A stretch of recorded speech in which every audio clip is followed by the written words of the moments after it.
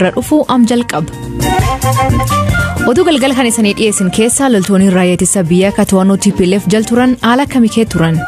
Feetu jiraadhu feetu wanni akka fedhan seeranii nyaanni ganama daabboon tokko dhufaa gaaf tokko ganama nyaanne immoo misaan arganna galgala arganna akkasuma godhaa dabarsaa turre. Dubartiin Itoophiyaa taleenjii hooggansaa filatamtee New York jirtu fuulduraan maal hojjechuu barbaaddi?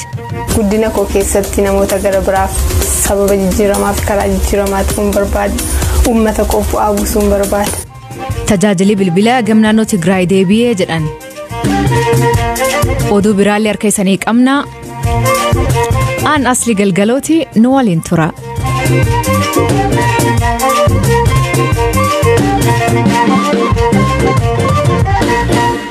UK'n biyya addunyaa jalqabaan tallaalii koronaavaayirasii Pfizer BioNTech jedhamu namni hunduu akka itti fayyadamu eeyyamte taate. Dhaabbanni to'annoo qorichaa UKMHR akka jedhetti qorichi vaayirasicha harka 95 namirraa itis. Torbaan dhufu eegalee in gurguramaa jedhan.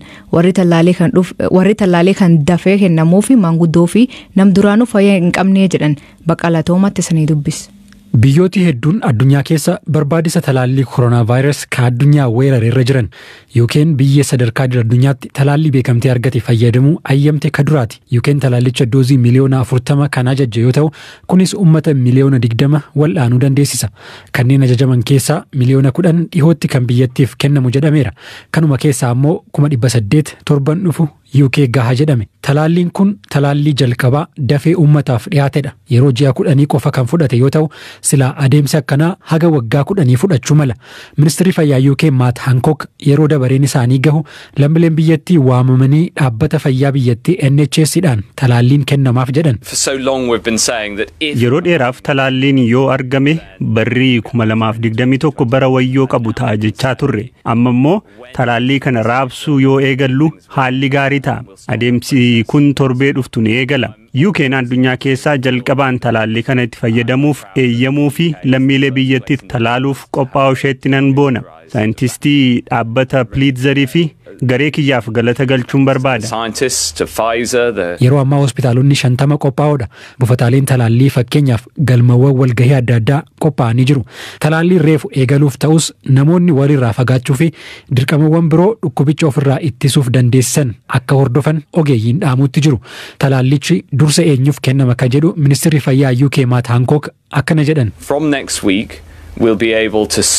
Torban dhufurraa eegalee talaalliin kun ni kennama. Kanneen dursi kennamuuf kanneen dhukkubichaaf caalatti saaxilaman ta'u. Talaalliin kun garaagartee guyyaa 21 gidduutti si'a 2 kan kennamudha. Booda namoota irraa ittisuuf eegala. Talaalliin kun lubbuu hedduu kunuunsa. Yeroo kanneen dhukkubichaaf caalatti saaxilaman irraa ittisnu jireenya baramee fi waan jaallannutti deebi'uun keenya hin oolu. Talaalliin COVID-19 kan dandeettii ittisuu qaba jedhamee amaname baay'inaan qorannoo jala jira jedha dhaabbati fayyaa addunyaa.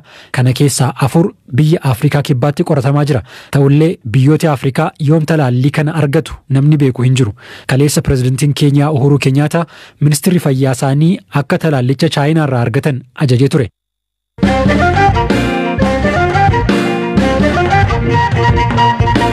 Mani murtii olaanaa federaalaa galmee namooti jecha artist Hacaaluu Hundeessaatiin himatan irratti jecha ragaalee abbaa alangaa dhageeffachuu jalqabe. Mani murtichaa ragaalee abbaa alangaa arganam dhageeffachuuf ture. Garuu abukatoon ittisa dhimmicha qabatan jiraniif waan hin argamneef waaree booda dabarse. Waa'ilkeen Abtaamuu Xibaabuu kadhaddachiirratti argamu oolmaa dhaddacha gaafadhe. Baay'ee galatoomii asli guyyaa har'aa mana murtii olaanaa federaalaa damee lidataatti dhaddachi farra shororkeessummaa fi yakkoota dhimma heeraa wajjin wal qabatan ilaalu namoota galmee ajjeechaa artiist Hacaaluu Hundeessaa jalatti himataman dhimma isaanii ilaaleeti kan jiru. Manni murtichaa ganama ragaalee abbaa alangaa dhaggeeffachuudhaaf ture. Haa ta'u malee abukaatoon ittisaa dhaddacha irratti argaman abukaatoon ittisaa dhimmicha qabatanii jiran sababa hojiitiif argamuu hin dandeenye. Ani immoo har'a ganama bilbilamee natti hime kanaafuu ittiin qophoof himatamtoota sinaasofsiisne waan ta'eefuu beellamni biraa naaf yaa kennamu nuuf yaa kennamu jechuudhaan mana murtichaa gaafatanii turanii. Abbootiin seeraa galmicha of harkaa qaban garuu sababni abukaatoon ittisaa dhiyeessan quubsaa akka hin taanedha kan isaan dubbatanii. Kanaafuu kanaan booda namni kamiyyuu yoo ramadame irratti qophaa'ee dhufee dhimmichi yookaan galmichi ilaalamuu qaba jechuudhaan kan isaan himanii. Yoo dhimmi wal fakkaatan kanaan booda kan mudatu ta'e yookaan rakkoon wal fakkaatan kan mudatu yoo ta'e waajjira abukaatoowwan ittisaa irratti ajaja ni barreessina jechuudhaan abbootiin seeraa akeekkachiisaniiti kan isaan turanii haaluma kanaan waaree booda qophaa kootaati dhimmichi ni ilaalama ragaaleen abbaa alangaa ni dhaggeeffatamu jechuudhaan abbootiin seeraa ganama har'aa dhaddachicha xumuraniiru jechuudha. Haaluma kanaan waaree booda himatamtoonni galmee Xilahuun Yaamii jalatti argaman himatamaa tokkoffaa Xilahuun Yaamii, himatamaa lammaffaa Kabbada Gammachuu, himatamaa sadaffaa Abdii Alamaayyoo fi akkasumas himatamtuu afuraffaa kan taate Laamroot Kamaal mana murtiitti argamaniiti kan isaan jiranii. Maatiin artiist Haacaaluu Hundeessaas argamaniiru. Waaree booda abbaan alangaa waliigalaa ragaalee isaa 3 dhageessifateeti kan jiru. Gama biraatiin immoo ragaa tokko jechiin kennuu ragaalee biroo wajjin waan wal fakkaataa ta'eef hin barbaachisu jechuudhaan ragaa tokko gaggeesseeti kan jiru. Abbaan alangaa walumaa galatti ragaalee namoota 13dha kan inni qabu jechuudha. Jecha ragaalee hafanii dhageeffachuudhaaf manni murtichaa 324 bara 2013 guyyaa boruu jechuudha ganamatti beellama qabateera jechuudha. Galatoom Habtaamu. Galatoom Yasleetis.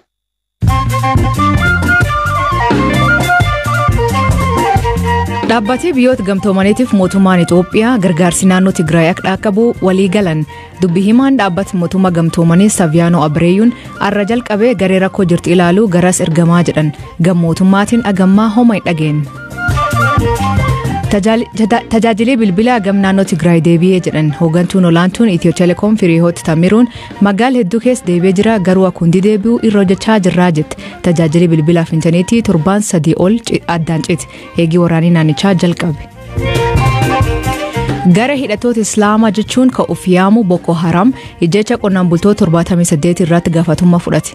Qonnaan bultooti sun sanbata dabree baha Naayijeeriyaa naannawa Zabarmaarii jedhamutti bakka tokkotti ajjeefaman. Guyyaa sun yoo xiqqaate reef nama 43tti argamee awwaalame. Mootummaan Soomaaliyaa irdeebitee dhimbii kennaa kee galtee jedhee mootummaa keenyaa himate. Ministeeraan odeeffannoo Soomaaliyaa Osman Abokor Duuben keenyaan biikan tasgabbii dhowwuuf mormitoota keen gargaaraa jirtii jedhe. Mootummaan keenyaa waan isaanii keessa hin jirru jedhee kalee mormatan.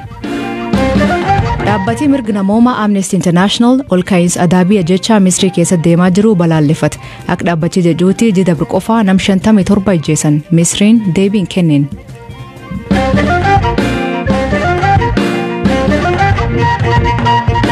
Loltoonni raayyaa ittisa biyyaa ajaj kaab to'annoo TPLF jal turan 10,000 ol gad dhiifamanii naannoo Amaaraa seenan. Loltoota kan keessaa dhalata godina Harargee lixaa akka ta'e ajaja 10 Ibrahim Hassan Took. Bara 2005 raayyaa ittisaa kan makame Ibrahim waggaa 8 ka dabre Tigraay ture. 824 alkantas humna addaatiif milishaan Tigraay dhukaasanurraa banee jedhe Baqalaa Toomatti dubbis. Gaafa beektaa nullee waan kana firaa quban qabdu tun qophoofne sa'aatii 5 fi daqiiqaa 30 irratti dhukaasni eegalame beektaa. Dhukaan sun maali? Nutti asiqanii fi kaambii keenya marsanii ol dhukaasan gara isaanii. Erga dhukaasan booda daqiiqaa 30 yeroonni nu jiranii uummanni qabsaan nama Tigraay. Yeroo sun seenanii isin bakka harka kennaa nuun jedhan bakka harka kennaa masaaraan dhukaasina waan qabdu jedhee dhukaasina harka kennaa nuun jedhan. Nuti sun harka kan nu kennisiisu mootummaa naannootii miti mootummaa federaalaati. Akkamiin harka kennuu jechaa turre beektaa. Innaa san booda bakka yeroon isaanii kan jiran kun liyyuu haayilee fi milishaa isaanii ol seensisanii nullee yeroo san kutaa waraanaa kan jiru anis hojjeta kominikeeshiniiti opereetara kan jedhamu jechuudha. Anis meeshaan qabu warri qabullee dhukaasne sanboota chaal jennee eegaa sirraa ka'ee gaamsa 24 25 oollee 26 oollee gaafa 27 guyyaa Jumaataa jechuudha. Ji'a Daqimti jechuudha. Iddoo dagaamus jedhamu fudhatan beekta. Lakkoofsaan gaafsan kan dagaamus gadi gara nama 4,000 wayii 5,000 mokka'een ta'a. 5,000 ta'a achii eega dagaamus gara 7 teenyee booda siin kaasanii lafa baraa tambiin abiyaddi jedhamti. Tambiin abiyaddi lafa jedhamtu nu geessan gaafa hidaar guyyaa 7 kaasanii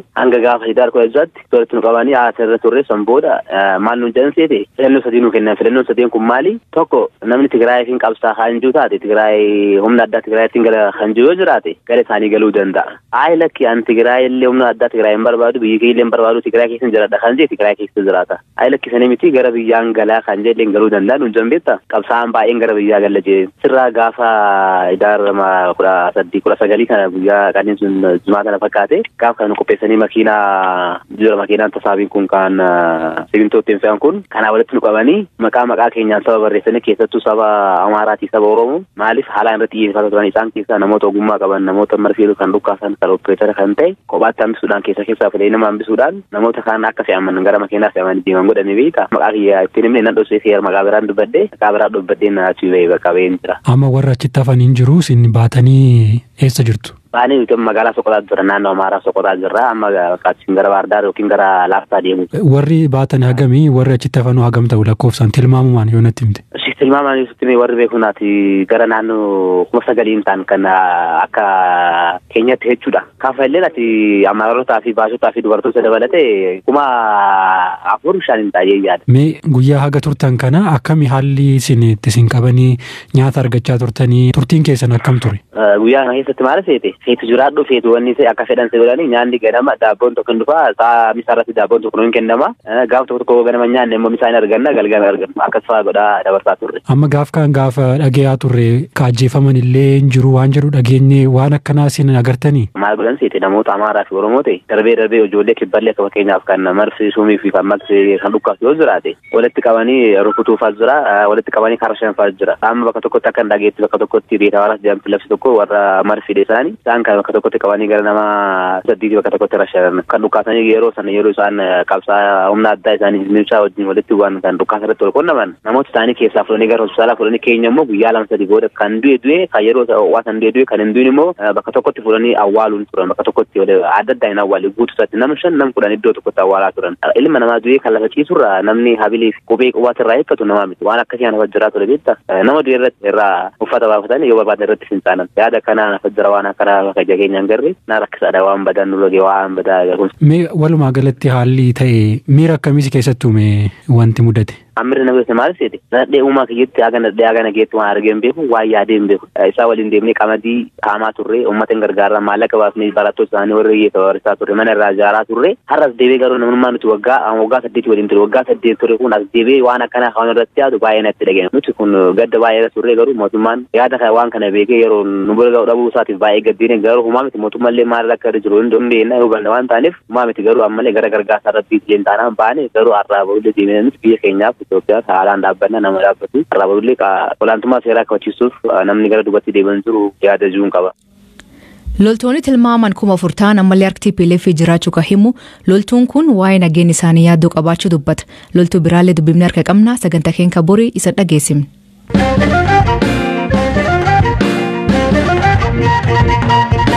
Sagantaa leenjii hoogantummaa mootummootii gamtoomanii qopheessuun Itoophiyaa irraa filatamtee Niwuyoork jirtu shamarree caaltuu Dani'eel sabab jijjiiramaa ta'uu fedhaa jette. Dubartoota dargaggoo Afrikaa keessa filatamuun hojii hoogansaaf qopheeffamaa jiru keessatti kan argamte caaltuun biyyoota garaagaraa imaluuf carraa argatte. Leenjiin kun beekumsa bal'isee jette. Abjuu baay'een qaba. Abjuu koo keessaa 2 tokkoffaa daangaa malee guddachuun barbaadatu nuuf hin daangessiin guddachuu fi karaaf seenaa mataa koo ta'e uummachuun barbaada. Abjuun koo inni lammaffaan abjuu koo tokkoffaa wajjin wal qabata. Fi koo qofaa guddadhee tun ta'in guddina koo keessatti namoota gara biraaf sababa jijjiiramaa fi karaa jijjiiramaa ta'uun barbaada. Uummata koo bu'aa buusuun barbaada. Sagantaan kun kaayyoon isaa yookiin kan inni xiyyeeffatu dubartoota dargaggoota Afrikaa keessa jiran biyya isaaniif ardii isaanii irra darbee guddina addunyaa keessatti geggeessitoota akka isaan ta'aniif sagantaa qopheessaa jirudha. Magaalaa Xinnoo keessa dhaladhee kanan guddadhee biyya Itoophiyaa keessatti baay'ee hiyyummaa haa ta'u waa'ee walqixxummaa waa'ee nagaa rakkoo baay'eetu jira. Kanaafuu guddina gaafa jennu kana hundumaa kan solve godhee focus godhee kan hojjetudha. Fiildii kana keessatti garuu muuxannoo baay'ee argadhee biyya koo qofaarratti of murteesseetu hin ta'in immoo akka ardii koof akka addunyaa kootti fiildii kanaan geggeessitu ta'udha kan hin barbaadu. Leenjii isii irraa waan hedduu kan irra daawwachuu dandeettan viidiyoon isii websaayit keenya irra jirti. Dhaggeeffattoota keenya sagantaan keenya galgala kana aganuma nu waliin turuu keessaniif hedduu isin galatoomfanna. Oduu dabalataa websaayit keenya BBC News Afaan Oromoo irra dubbisa. Qopheessa sagantaa kana Baqalaa Toomaa ture. Kan isiniif dhiyeessan Aslii Galgalooti Agborii saatti akkana nagaa waaqa kee bulaa oraa bulaa deebana hangafamaan dhan bulaa.